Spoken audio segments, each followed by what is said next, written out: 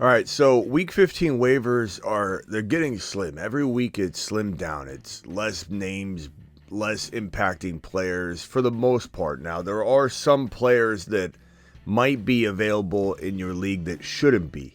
Meaning that to crack this list, you got to be at least available in 30% of all leagues. But Sharps is around 20, Garendo's around 18 to 20, Addison and Judy are both in the 15 to 19% range. Bo Nix is all of a sudden available. Darnold all of a sudden available.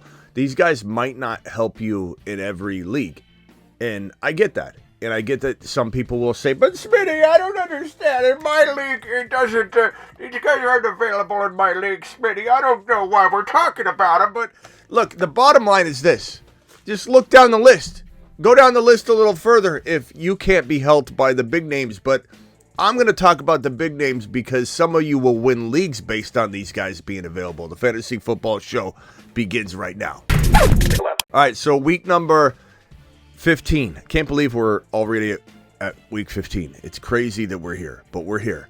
And looking at the list, it's a big list because we got everybody and their mother on this list, but the top dogs are only available in a certain amount of leagues, but Sharps was cut in so many leagues last week, which is so odd because 6 teams were on a bye. But people were needing spots. They weren't sure. Who knows why everybody didn't race to the waiver wire like we said all week. Go grab him, start him. He's a top 6 to 10 play easily. Garendo, I don't know why Garendo would still be available, but Garendo did get banged up, so Patrick Taylor is a must cuff. Look, Finkel is Einhorn, Einhorn is Finkel. Patrick Taylor is the new Garendo, Garendo's the new Jordan Mason. You must cuff the situation together or you are leaving yourself in the dust. So Taylor needs to be grabbed. He is a cuff to Garendo. With Garendo being iffy for week 15 with the sprained foot, Patrick Taylor might be a fantastic play, at least a great flex play, because anybody starting in San Francisco looks great. Corum, no one's saying Corum's taking anything from Kyren Williams, but as we've done all year long, we've punched this board, and we'll continue to. And Corum isn't taking the job from Mr. Kyren Williams, but he looks fantastic whenever he plays, as would anybody that's inserted into this McVay offense. So Corum is a must grab, because if, God forbid, something happened to Kyren, even for 1 week, Corum would go with the 3 weeks left of football, weeks 15, 16, 17. You shouldn't play week 18. You're crazy if you do. With 3 weeks left of football, if something does happen and Corum's got to have one start, he could produce low-end running back 1 numbers. That's just the nature of it in that offense. As much as Cook is hit and miss, Davis would be too if Davis was starting. But similar to how Sharps came in and just kind of mixed things up, if Davis was anointed the starter and Cook missed one of the next 3 games, they might approach things differently with the run game, and Davis is fantastic.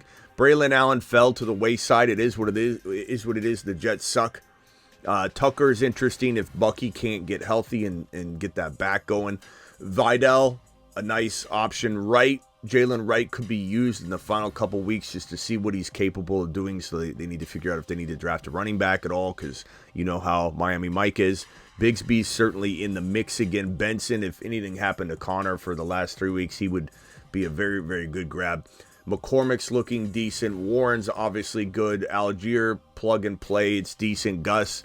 It's a decent group minus Sharps and Garendo, because Patrick Taylor, Blake Corum, Benson, these are all still very solid rags to riches options. Addison and Judy and Jennings not available in a lot of leagues. No one's sitting here trying to pretend like that's helping everybody, because it's not. But at the same time, why are they available in even 18, 17% of leagues? I have to talk about it. And you win leagues if you put Addison right into your wide receiver 3 spot. You win leagues if you get Judy or Jennings and put them in your wide receiver 3 spot.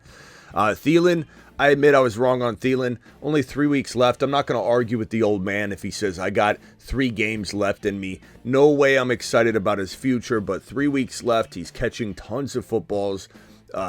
Young looks actually pretty damn good. Bryce Young looks pretty damn good right now. Who would have thought that Bryce Young would look better than freaking Stroud this year? It's unbelievable. Dunze, nice little option going forward, guys. Look, he has so much talent. The wide receiver room's banged up. in Chicago, and they're trying to see what they have in this kid. Westbrook-Akine might even get cut in a lot of leagues. Let people freak out over one game. He almost had another touchdown in this Week 14 battle. Watson's nice. MVS is consistent. Elijah Moore's pretty good. It's a pretty good wide receiver list. Mims, McMillan showed some promise this week, obviously. Coleman's still an interesting player to grab right now. Yoshi Voss is still involved heavily. There's some good names if you needed somebody.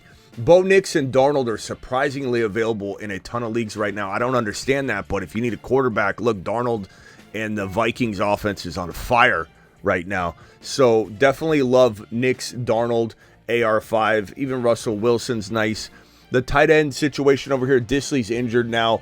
So really, it's like Muth and Gray. They're kind of available in some leagues. Interesting. Fergie's available in a lot of leagues.